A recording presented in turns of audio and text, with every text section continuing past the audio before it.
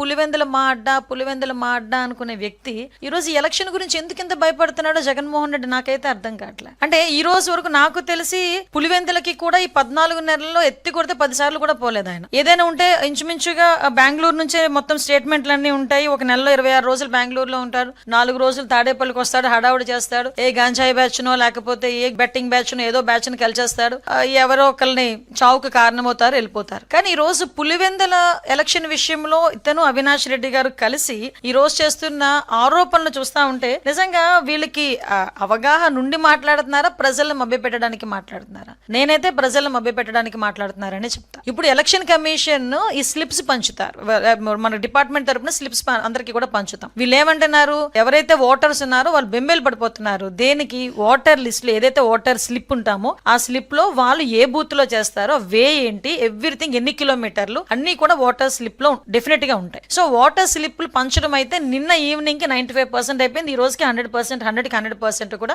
Voter slips distribution అనేది కూడా జరిగిపోయింది. సో ఇందులోని ఎవరు కూడా వాళ్ళని మభ్య పెట్టడానికో ఏదీ లేదు. వీళ్ళు ఏమనుకుంటారంటే, నేను చాలా సందర్భాల్లో చెప్తా ఉంటా, పచ్చకామెరలోడికి లోకమంతా పచ్చగానే కనిపిస్తుంది. వీళ్ళకి దొంగ ఓట్లను తీసుకొని వచ్చేది, లేకపోతే ఓటర్లను మభ్య పెట్టేది, భయపెట్టేది.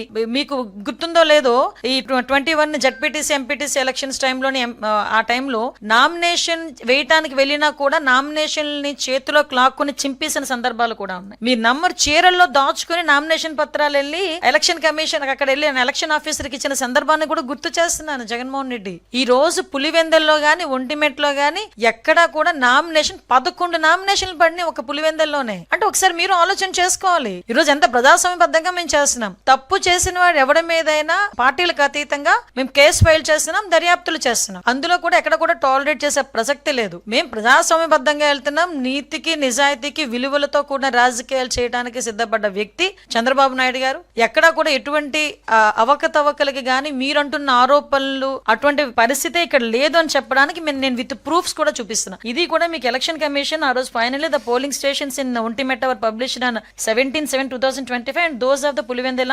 19/7/25. సో మనకి ఎక్కడా కూడా ఈ అబ్జెక్షన్స్ రైజ్ కూడా కాలేదు. సో పోలింగ్ బూతులు as per election commission guidelines polling బూతులు కూడా మార్చడం జరిగింది. అది కూడా ఎలక్షన్ కమిషన్ గైడ్ లైన్స్ ప్రకారం ఎలక్షన్ కమిషన్ మార్చమంటేనే.